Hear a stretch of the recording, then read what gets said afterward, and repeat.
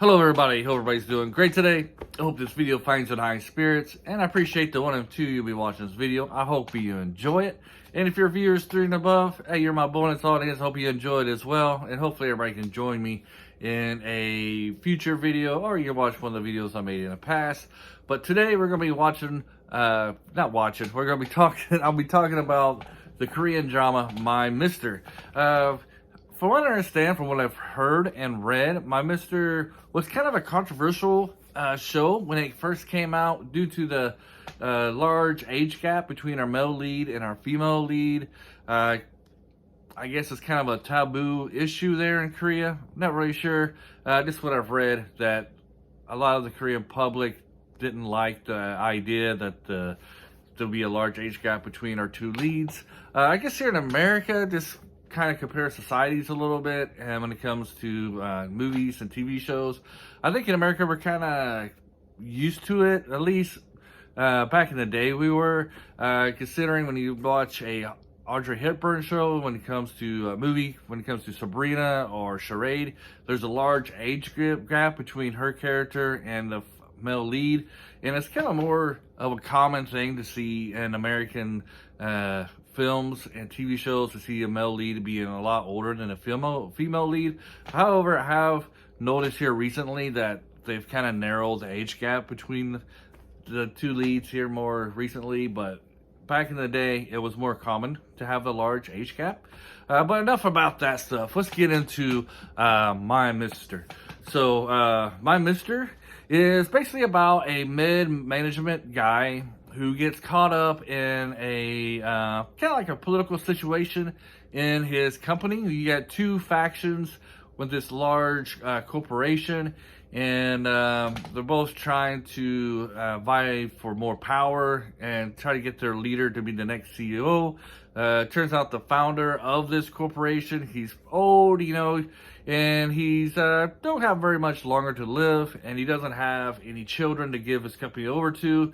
So the upper management is trying to position themselves to be to take over as the CEO, and our poor guy, our mid-management dude, he gets kind of involved in this by complete accident, as one faction is trying to frame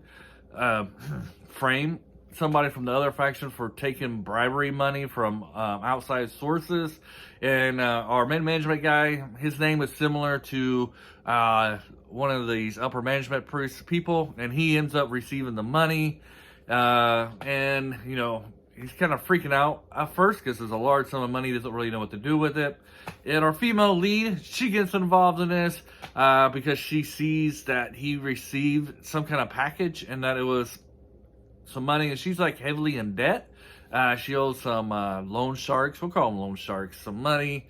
So she steals this cash, but when she tries to pay off the loan with it, it's not really cash, it's something else.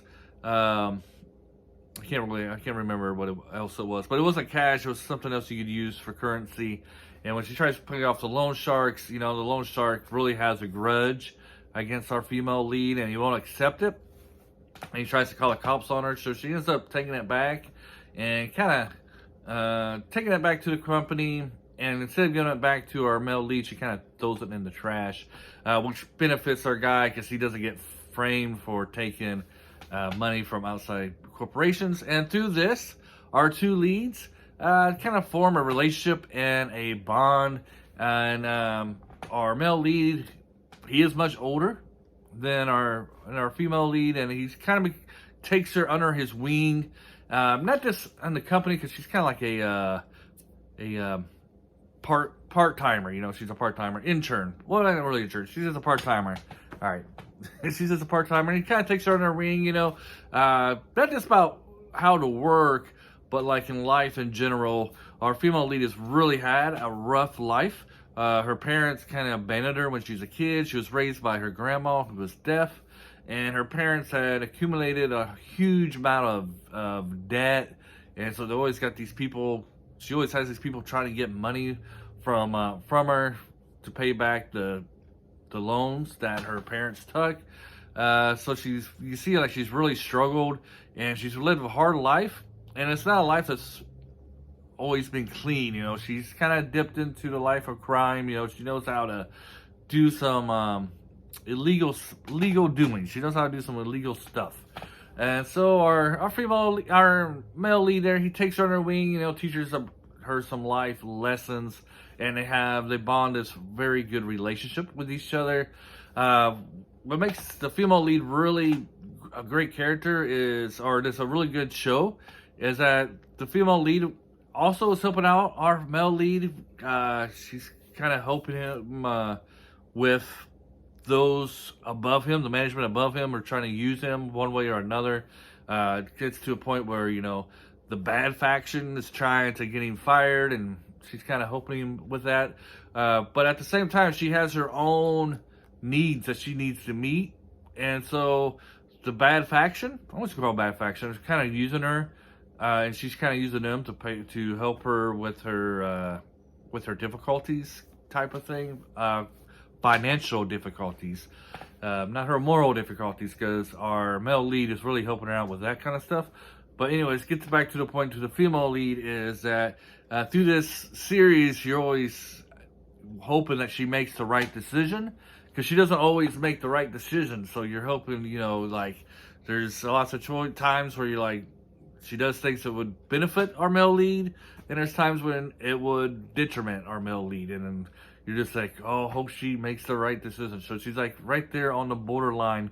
She's kind of gray of the black and white, of the good and bad. She's on the gray line, you know. She's tiptoeing right to that line. And it's just a marvelous writing on how, of the relationship between the two leads. You really get invested into their relationship. And it's kind of, they leave it kind of ambiguous, where it's kind of up to you as how romantic it gets. Is it really romantic, or is it platonic? It's really up to the viewer on that aspect of the show. How deep is this relationship? This series also follows. It also has two or three other subplots kind of to it. And here is where the series kind of falters, because the main storyline is fantastic. All the relationships is great. Our male lead is a great guy, but he's not perfect at all, especially when it comes to his marriage. You can kind of understand why his wife is not happy in this marriage, because he kind of spends so much time with his brothers and his friends, and not enough time with her. At this time of their marriage, you can kind of see that him and his wife is kind of falling apart. Their relationship's kind of grown apart, and you don't really know who's to blame, because you don't see it at the beginning. You're just right in the middle of this unhappy marriage. You don't know whose fault it is at the beginning, but it's kind of mutual at this point. But you can see through his actions why the wife would be not happy with this marriage. Going back to like the subplots is where what kind of hurts this series is, like, he has two other brothers, and the relationship between him and his brothers is really fantastic. Great relationship. But this is kind of where it is, because the older brother, his storyline is really great. He's just trying to be a guy who does one good deed. You know, he's trying to do one good deed before he dies. He's not on his deathbed by any means, but he just wants to do something good. At one time, he was had a successful career, but it all went downhill. And then his marriage with his wife isn't so great. But he's trying to pick himself up, just trying to get by. And he's just wanting to do one good thing before he dies. And you got the youngest brother. He's the oldest of the three brothers. And you got the youngest brother, the baby of the family. And he has a really cool storyline, but I kind of feel like they screwed it up. It's just like one big circle. Like, you'll enjoy watching it. And then at the end of his storyline, they're like, it's like, why was this even necessary to flesh out into this series, when he just ends where he begins? Literally, that's kind of where it is. He ends where, it ends where it begins. You know, at the beginning, he was this director who had a promising career. He made a bad movie, and his career went completely downhill. And so he's trying to get back on his feet. And, you know, he meets this young actress, and this is kind of like, he's like her mentor too. as well. And, you know, he's kind of helping her with her career and stuff. And they get into a more romantic relationship than our leads. But in the end, it's just, it ends where his storyline begins. So it's kind of pointless to put that in when this goes in one huge circle. I know, you know, that's how life can be, but when you're watching a TV series or a movie, that's not how life's supposed to be. You're supposed to have a point A and it ends with a point B where the character grows and stuff. And I don't really see any growth in his character. And then the most pointless storyline is with the bar owner, her relationship with a monk. You know, she was in love with this monk, and for all these years, you know, she couldn't move on from this relationship. And it as one storyline where they put a lot of time into it, and it's just a straight line. It's like pointless. It's very pointless. So the subplots in this series kind of hurt the overall story arc. When you just concentrate on the two leads in that story of him trying to deal with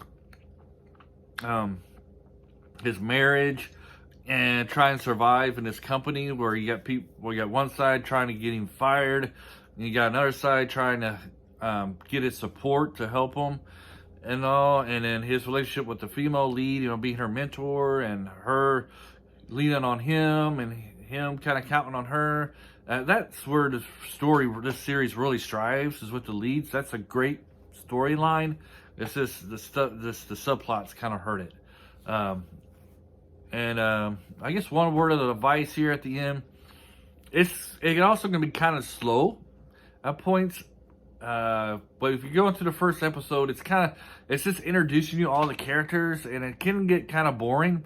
But once you hit like the 40 to 45 minute mark of the first episode, is when this story really takes off, because that's when he gets the envelope, and that's when things start to get interesting. It's about the 40 to 45 minute mark of the first episode, and then from there until the end, it's just fantastic. It's just at the beginning, you're just introducing everybody, getting you know what the atmosphere of the company, what's going on in his life and in her life and stuff. So it can be kind of slow, but once you get to that 45 minute mark, there's no turning back. You'll be hooked. So if you're new to this and you're still here at the around 13 minutes, hey, I'm grateful for that. Not too many people stick around for this long, but I usually give 3 grades. I give highly recommend, and recommend with caution. I'm very positive. Of course, highly recommend is a fantastic, great. Recommend, this is your average show, and recommend with caution, not so much good. It's pretty bad. I'm gonna borderline. This is kind of hard for me to grade because I really like it, but I know there's some parts of this that will bring it down. But I'm still going to highly recommend this. I think you would enjoy it. The subplots, even though they kind of hurt the series, they don't hurt it that much. They're still interesting, except for the tavern owner, the bar lady storyline. I've seen this show about 3 or 4 times now. Anytime I get to her storyline, I just fast forward it. It's not worth watching. But if it's your first time, you know, you want to watch it, because the monk guy does kind of play a part into our male lead's story. You know, he kind of gives him some spiritual advice and stuff like that. But yeah, so I'm going to highly recommend this. Definitely one of the best Korean shows I've watched. I think you'll enjoy it as well. And I hope everybody has a great day. And like I said, if you're here at the 14 minute mark, hey, hit the like button. You might as well. You stayed this long, you must have liked it somewhat. Unless you're hate watching it, you hate it so much you can't get enough hate of watching this. Go ahead and hit the like button too, because you enjoy hating it. Anyways, have a great day. Adios. Bye.